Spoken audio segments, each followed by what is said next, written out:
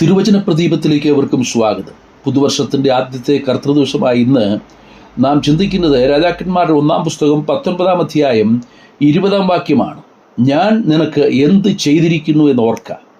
ഏലിയാവ് എലീശയോട് പറയുന്ന വാക്കുകളാണിത്. ഏലിയാവിൻ്റെ ശുശ്രൂഷകൾ അവസാനിക്കാറായപ്പോൾ എലീശയെ ശുശ്രൂഷകൾ പരമേൽപ്പിക്കുന്ന രംഗമാണ് നാം ഇവിടെ കാണുന്നത്. ഏലിയാവ് എലീശയ്ക്ക് വേണ്ടി എന്താണ് ചെയ്തത്? 19-ാം വാക്യത്തിൽ അത് രേഖപ്പെടുത്തിയിരിക്കുന്നു.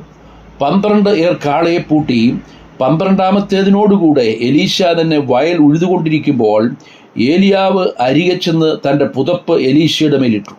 ഉടനെ തന്നെ അവൻ കാളയെ വിട്ട് ഏലിയാവിൻ്റെ പിന്നാലെ ഓടുകയും അപ്പനെയും അമ്മയെയും ചുംബിച്ച് യാത്ര പറഞ്ഞ ശേഷം ഏലിയാവിൻ്റെ ശുശ്രൂഷകനായി തീരുകയും ചെയ്തു.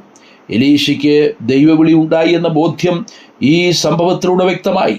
അതിൻ്റെ പ്രത്യക്ഷമായ ഒരു അടയാളമാണ് ഏലിയാവ് തൻ്റെ പുതപ്പ് എലീശയുടെ മേലിട്ടതിലൂടെ വെളിപ്പെട്ടത്.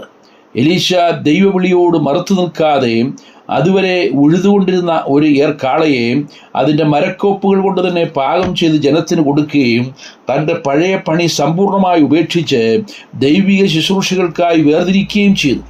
ഏലിയാവ് ചെയ്ത കാര്യം മറന്നുപോകാതെ എലീശ അത് പൂർണ്ണമായി അനുസരിച്ചു. ഇതുപോലൊരു നിർദ്ദേശം ശമൂവേൽ പ്രവാചകൻ ഇസ്രായേൽ ജനത്തോട് പറയുന്നത് ശമൂവേലിൻ്റെ 1-ാം പുസ്തകം 12-ാം അധ്യായം 24-ാം വാക്യത്തിൽ വായിക്കുന്നു. യഹോവ നിങ്ങൾക്ക് എത്ര വലിയ കാര്യം ചെയ്തിരിക്കുന്നുവെന്ന് ഓർത്തുകൊള്ളുവീൻ. ദൈവം ചെയ്ത അനവധി കാര്യങ്ങൾ പ്രവാചകൻ അവരെ ഓർപ്പിക്കുന്നുണ്ട്. ഒന്നാമത്, നിങ്ങളെ തൻ്റെ ജനമാക്കിക്കൊള്ളുവാൻ യഹോവയ്ക്ക് ഇഷ്ടം തോന്നി. അതുകൊണ്ട് യഹോവയെ ഭയപ്പെട്ട് പൂർണ്ണ ഹൃദയത്തോടും പരമാർത്ഥതയോടും കൂടെ സേവിക്കുക മാത്രം ചെയ്യുവീൻ. ഈ കർത്തൃദിവസത്തിൽ നമുക്കും ഓർക്കുവാനുള്ളത് ദൈവം നമുക്ക് എന്ത് ചെയ്തു എന്നുള്ളതാണ്.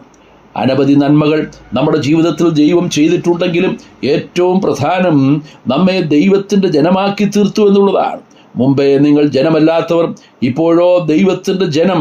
മുമ്പേ നിങ്ങൾ കരുണ ലഭിക്കാത്തവർ, ഇപ്പോഴോ കരുണ ലഭിച്ചവർ തന്നെ എന്ന് തിരുവഴുത്തിൽ വായിക്കുന്നത് പോലെ നാം ദൈവത്തിൻ്റെ ജനമെന്ന് അവകാശപ്പെടുവാൻ ഒരു നിലയിലും യോഗ്യതയില്ലാത്തവരായിരുന്നു. ദൈവം നമ്മോട് കരുണ ചെയ്തത് കൊണ്ട് മാത്രമാണ് നാം ദൈവത്തിൻ്റെ ജനമായത്.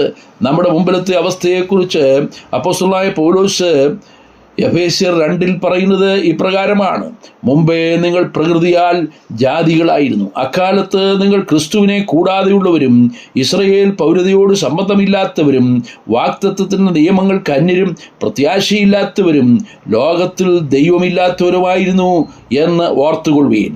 മുമ്പേ ദൂരസ്ഥരായിരുന്നു നിങ്ങൾ, ഇപ്പോൾ ക്രിസ്തുയേശുവിൽ ക്രിസ്തുവിൻ്റെ രക്തത്താൽ സമീപസ്ഥരായി തീർന്നു. മുമ്പേ നാം അനുസരണക്കേടിൻ്റെ മക്കൾ അഥവാ പിശാചിൻ്റെ സന്തതികളായിരുന്നു. മുമ്പേ നാം ഇരുളായിരുന്നു, എന്നാൽ അന്ധകാരത്തിൽ നിന്നും നമ്മെ അത്ഭുത പ്രകാശത്തിലേക്ക് വിളിച്ച് വേർതിരിച്ചു. ഇന്ന് നാം ദൈവത്തിൻ്റെ സ്വന്തം ജനമാണ്, വിശുദ്ധ വംശമാണ്, രാജകീയ പുരോഹിതവർഗമാണ്. ദൈവം നമ്മുടെ ജീവിതത്തിൽ ചെയ്ത വൻകാര്യങ്ങളെ മറന്നുപോകാതെ ദൈവത്തിന് സ്തോത്രമർപ്പിക്കാം. നമ്മെ ദൈവത്തിൻ്റെ സ്വന്തം ജനമാക്കി തീർക്കുവാൻ തൻ്റെ ഏകജാതനായ പുത്രനെ കാൽവറിയിൽ യാഗമാക്കി തീർത്തതിൻ്റെ ഓർമ്മയാണ് കർത്തൃമേശയിലൂടെ വ്യക്തമാക്കുന്നത്. എൻ്റെ ഓർമ്മയ്ക്കായി ഇത് ചെയ്യുവീനെന്നാണല്ലോ കർത്തൃകൽപ്പന. തൻ്റെ ശരീരം നമുക്ക് വേണ്ടി തകർത്തതിനെയും തൻ്റെ രക്തം പൂർണ്ണമായി നമുക്ക് വേണ്ടി ചൊരിഞ്ഞതിനെയും ഓർപ്പിക്കുന്ന ഈ വിശുദ്ധ മേശയിൽ നമുക്ക് അവകാശം തന്നതിനായിട്ട് നമുക്ക് ദൈവത്തിന് സ്തോത്രം ചെയ്യാം.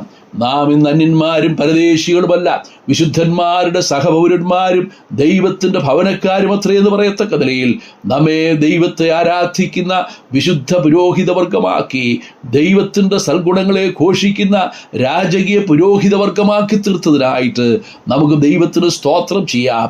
നാം ഇന്ന് ക്രിസ്തുവിലൂടെ അനുഭവിക്കുന്ന സകല അനുഗ്രഹങ്ങൾക്കുമായിട്ട് നമുക്ക് ദൈവത്തെ മഹത്വപ്പെടുത്താം.